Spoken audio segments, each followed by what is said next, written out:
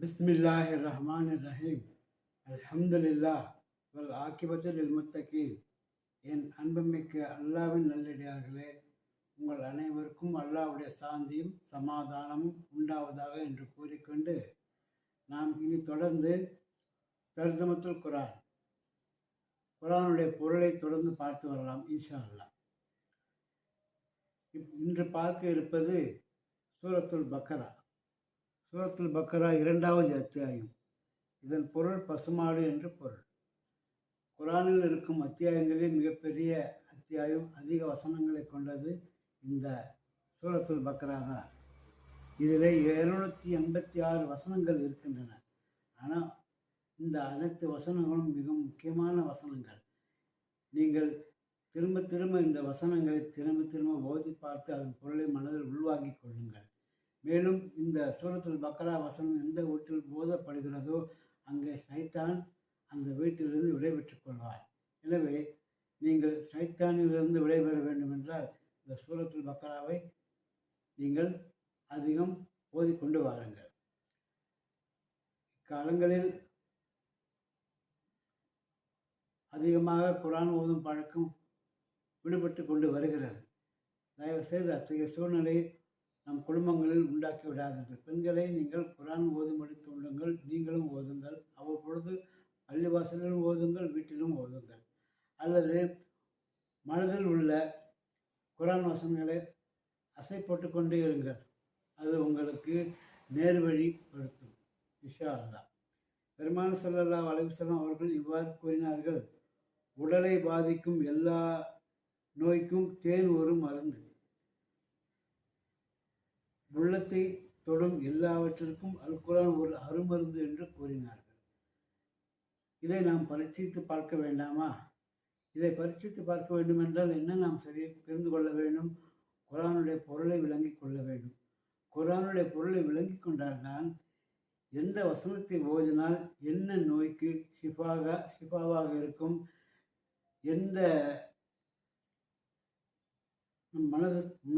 மனதிற்கு இதமாக இருக்கும் என்பதெல்லாம் நாம் போக போக அவ்வப்பொழுது வரும் வசனங்களை இதைக்காக ஓதினால் மிகவும் சரியாக இருக்கும் என்ற முறையில், எனக்கு தெரிந்த முறையில் உங்களுக்கு நான் எடுத்துக் கூறுவேன் இன்ஷா அல்லாஹ். எனவே இந்த குர்ஆனை சாதாரணமாக நினைத்து கொண்டு நீங்கள் இதை உள்ளத்தில் குடியேற்ற முயற்சி செய்யாதீர்கள். மிக முக்கியமான வாழ்க்கையில் நாம் ஒவ்வொருவரும் இதன் பொருளை அறிந்து கொள்ள வேண்டும். ஏனென்றால் இது நமக்காக நமக்கு பரிந்துரை செய்யும் இந்த குர்ஆன். கபரிலும் சரி, கபரிலே ஏற்படும் கபர் இருக்கும் பொழுதெல்லாம், கபரிலே மலக்குமார்கள் கேள்வி கேட்கும் பொழுதெல்லாம், மேலும் பல இன்னல்களை சந்திக்கும் பொழுதெல்லாம் நமக்கு பரிந்துரை செய்வது இந்த குர்ஆன் தான். எனவே குர்ஆனை மனதில் குடியேற்றாமல் நீங்கள் மரணத்தை நெருங்காதீர்கள். எனவே இன்று முதல், நாளை என்று தள்ளி போடாதீர்கள். இன்று முதல் ஒவ்வொரு வசனத்தையும் இன்ஷா அல்லாஹ் கண்டிப்பாக உங்களிடம் சூரத்துல் ஃபாத்திஹா மனதிலே குடி கொண்டிருக்கும். ஏனென்றால் அது இல்லாமல் தொழுகையை நிறைவேற்ற முடியாது. அதுதான் தொழுகைக்கு மிகவும் முக்கியமான ஒன்று. அது பற்றி ஏற்கனவே கூறியிருக்கிறேன். இருப்பினும் அடுத்து சில சிறிய சூறாக்களை நீங்கள் மனனம் செய்து கொள்ளுங்கள். அந்த சிறிய சூறாக்களை மனனம் செய்து கொள்ளும் பொழுது அதன் பொருள் என்ன என்பதை நீங்கள் மனதிலே பதிய வையுங்கள். அப்பொழுதுதான் உங்களுக்கு இதை எதற்கு ஓதினால் என்ன லாபம், நம் மனதிற்கு என்ன சாந்தி தரும், அமைதி தரும் என்ற போன்ற பல விஷயங்களை நாம் எடுத்து கூறும்போது உங்களுக்கும் புரிய வரும். எனவே தான் இந்த குர்ஆனை பொருளிலிருந்து நாம் ஓத கற்றுக்கொள்ள வேண்டும். இதை உங்கள் குடும்பத்தினருக்கும் அவசியம் எடுத்துரையுங்கள். இன்று சூரத்துல் பக்கராவை ஆரம்பிப்போம். சூரத்துல் பக்கராவை முதலில் இந்த 4 வசனங்களை இன்று பார்க்கலாம் இன்ஷா அல்லாஹ். இந்த 4 வசனங்களை அதன் மூலமாக இருக்கும் அரபியை ஓதிவிட்டு அதனுடைய பொருளையும் இங்கு காணலாம். அதற்கடுத்து வரும் வசனங்களை நாம் பொருளை மட்டும் எடுத்து உங்களோடு பகிர்கிறேன் இன்ஷா அல்லாஹ். ஏனென்றால் நேரம் விரயமாகும். மிகச் சுருக்கமாக காணொலியை நாம் உங்களுக்கு பரிந்துரை செய்தால், உங்களிடம் பரிமாற்றம் செய்தால் அதை மிகவும் எளிதாக நீங்கள் என்ன செய்வீர்கள், அதை கண்டு அதில் பயனடைவீர்கள். மிகப்பெரியதாக காணொளி இருந்தால் பார்ப்பதற்கும் மிகவும் சோர்வாக இருக்கலாம். எனவேதான் சிறு சிறு காணொளியாக உங்களுக்கு அவ்வப்போது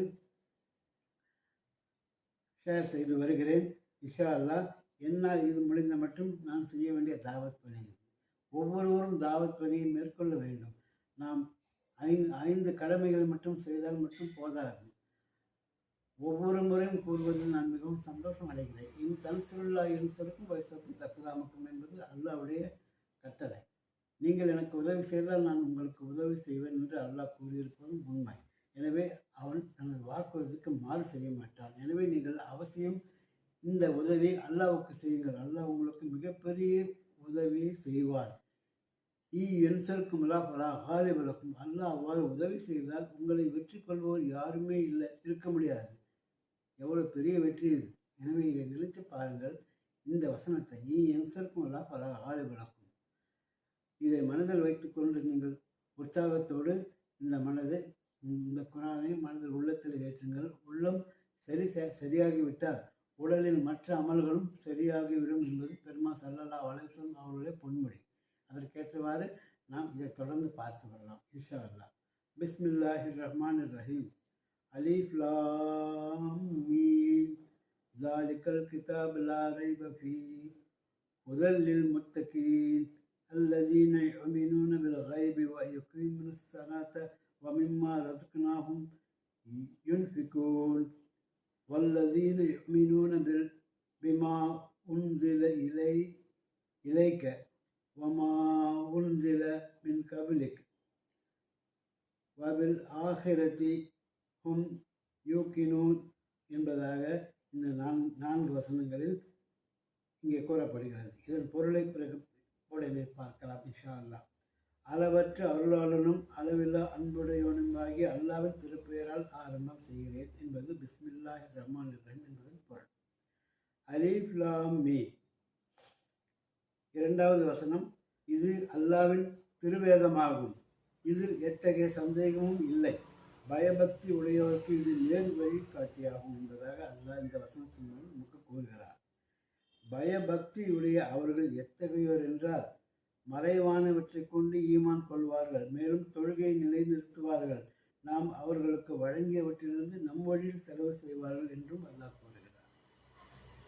4வதாக நபியை இன்னும் அவர்கள் எத்தகையோர் என்றால் உமக்கு இறக்கி அருளப்பட்ட வேதத்தையும் உமக்கு முன்னர் வந்த நபிமார்களுக்கு அருளப்பட்டவற்றையும் ஈமான் கொள்வார்கள், மறுமை நாளையும் உண்மை என்று நம்பி அவர்கள் உறுதி கொள்வார்கள் என்பதாக அல்லாஹ் இந்த 4 வசனம் மூலம் நமக்கு தெரியப்படுத்துகிறார்.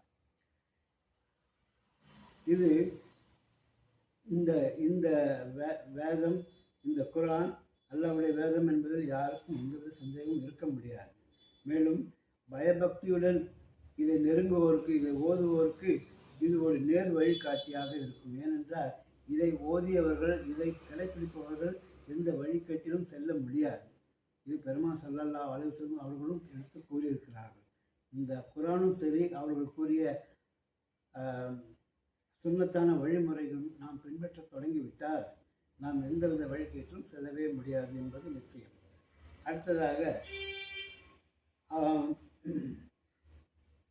இந்த பயபக்தி உடைய அவர்கள் எப்படிப்பட்டவர்கள் என்பதை இங்கே விவரிக்கின்றார்.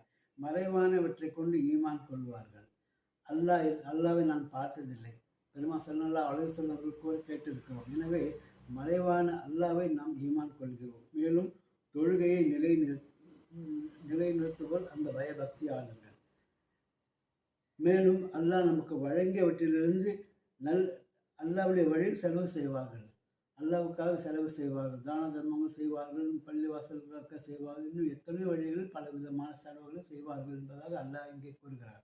மேலும் நபியே இன்னும் அவர்கள் அத்தகைய பயபக்தி உடையவர்கள் என்ன செய்வார்கள் என்றால், மேலும் அவர்கள் எத்தகையவர்கள் என்றால் உமக்கு அருளப்பட்ட இந்த வேதத்தை மட்டுமல்ல, உமக்கு முன்னர் வந்த நபிமார்களுக்கு அருளப்பட்டவற்றையும் ஈமான் கொள்வார்கள், மறுமை நாளையும் உண்மை என்று நம்பி அவர்கள் உறுதி கொள்வார்கள் என்பதாக அல்லாஹ் இந்த 4 வசனம் மூலம் நமக்கு தெளிவுபடுத்துகிறார்.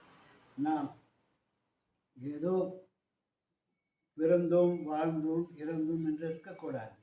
இந்த துனியா நமக்கு நாம் நமது குறிக்கோளை நிறைவேற்றும் நல்ல ஒரு சந்தர்ப்பத்தை கொடுக்கும் இந்த உலகமானது. இங்கே நமக்கு நல்ல வழியில் நல்ல அமல் செய்ய நமக்கு உதவும் உலகம் இது.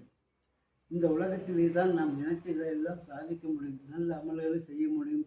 நற்செயல்களை செய்து தீமைகளை தடுத்து நாம் கபரிலே நல்ல விதமாக அடக்கமாகலாம். அங்கே சென்ற பின் ஒரு அமலும் செய்ய முடியாது. இங்கே விதைத்த நல்ல அமலுக்கு உரிய அறுவடைகளைத்தான் அங்கும் சரி மறுமையிலும் சரி நாம் அனுபவிப்போம். எனவே இங்கு நேரம் கிடைக்கும் பொழுதே நற்செயல்களில் ஈடுபட வேண்டும் என்றால் இத்தகைய நல் உபதேசங்கள் அடங்கிய குரானையும் பெருமாள் ஸல்லல்லாஹு அலைஹி வஸல்லம் அவருடைய பொன்னான பொன்மொழிகளையும் நாம் என்றென்றும் காதிலே கேட்டுக்கொண்டே இருக்க வேண்டும். அதை நாம் கடைபிடித்து கொண்டே இருக்க வேண்டும் என்று தவறாமல் நாம் நாள்தோறும் ஒவ்வொரு வசனத்தையும் ஒவ்வொரு ஹதீஸையும் திரும்ப மனதிலே பதிய வைத்துக்கொண்டு அதன்படி நாம் நடக்க முயற்சிக்க வேண்டும், கடைபிடிக்க வேண்டும். அதிலே தான் நமக்கு வெற்றி இருக்கிறது. எத்தனையோ பேர்கள் கேட்டு அதை அப்படியே விட்டு விடுவார்கள். எவ்வளோ நற்காரியங்கள் செய்வார்கள். எல்லா நற்காரியங்களும் செய்த போதிலும் இதில் உள்ள நற்செய்திகளை மனதில் தெரிந்து கொண்டும் சைத்தானுடைய சூழ்ச்சியால் மறந்துவிட்டு எப்பொழுதும் போல் இவைகளை கடைபிடிக்காமல் மனம் போன போக்கில் வாழ்ந்து மறுமையை நஷ்டப்படுத்திக் கொள்வார்கள். அத்தகைய நிலை ஏற்படக்கூடாது. குறைந்தபட்சம் நீங்கள் என்ன தெரிந்து கொள்கிறீர்களோ அதை உங்கள் குடும்பத்தினருக்கு எட்டு வையுங்கள். அதை மீறி அடுத்தவர்களுக்கு அக்கம் பக்கத்தினருக்கும் நீங்கள் எடுத்து கூற வேண்டியது உங்களுக்கு தலையாய கடமையாகும். நன்மையை தீமை தடுப்பது தான் நமக்கு ஏவப்பட்டது. நபிமார்களுடைய வழியும் அதுதான். அதைத்தான் நாம் பின்பற்ற வேண்டும். எனவே அதற்கு உறுதுணையாக நமக்கு மிகவும் உதவக்கூடியது இந்த குரானும் பெருமாள் ஸல்லல்லாஹு அலைஹி வஸல்லம் அவர்களுடைய பொன்னான பொன்மொழிகளும் தான். எனவே தான் இவைகளை நாம் வாழ்க்கையில் முக்கியமாக மனதில் பதிய வைத்துக்கொண்டு அதை நடைமுறைப்படுத்த வேண்டும் என்பதை நீங்கள் நினைவில் கொள்ள வேண்டும்.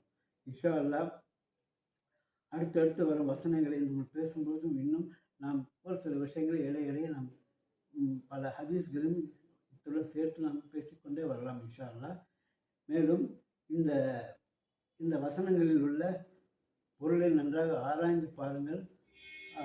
இதற்கு இதுதான் என்பதை நன்றாக தெரிந்து கொண்டு ஆரம்பித்து விட்டீர்கள் என்றால் நீங்களே என்ன செய்வீர்கள்? தர்ஜுமத்துல் குர்ஆனை வாங்கி வைத்துக்கொண்டு இதில் நீங்கள் அளவுக்கு அதிகப்படியாக ஓதிக்கொண்டு வருவதுடன் பிறருக்கும் எடுத்து சொல்லும் வழக்கம் வந்துவிடும். எனவே இதை நீங்கள் கடைபிடிங்கள். பெருமாள் ஸல்லல்லாஹு அலைஹி வஸல்லம் மட்டுமல்ல, அல்லாஹ்வும் சரி இவ்வாறு தான் கூறுகிறார்கள். வஸக்கிர் ஃபஇன்ன ஸிக்ர தன்ஃபஉல் முஃமினீன் என்று அல்லாஹ் கூறுவார். நீங்கள் அறிவுரை கூறுங்கள். அறிவுரை கூறுவது மூமின்களுக்கு மிகவும் பயனுள்ளதாக இருக்கும் என்பதாகவும் பெருமாள் ஸல்லல்லாஹு அலைஹி வஸல்லம் அவர்கள் ஒருவர் 3 நாட்களுக்கு ஒரு முறை அறிவுரை பயான் கேட்கவில்லையோ அவருடைய மனம் மரணித்துவிடும் என்பதாகவும் கூறியிருக்கிறார். எனவே அத்தகைய நிலையை உண்டாக்காமல் உள்ளத்திலே குர்ஆனை குடியேற வையுங்கள். அதே போலவே ஹதீஸ்களையும் மனதிலே குடியேற வையுங்கள். அதன்படி நடக்க முயற்சியுங்கள். அதைப்படி நீங்கள் நடந்து கொள்வதை பார்த்து உங்களை பின்பற்றும் உங்கள் குடும்பத்திலும் நிச்சயமாக உங்கள் வழியில் நடந்து ஈடேற்றம் பெற்று விடுவார்கள் என்று கேட்டுக்கொண்டு வாய்ப்புக்கு நன்றி கூறி விடைபெற்றுக் கொள்கிறேன். வாக்கர் தவானா அல்ஹம்துலில்லாஹி ரப்பில் ஆலமீன். அஸ்ஸலாமு அலைக்கும் வரஹ்மத்துல்லாஹி தஆலா வபரகாத்துஹு.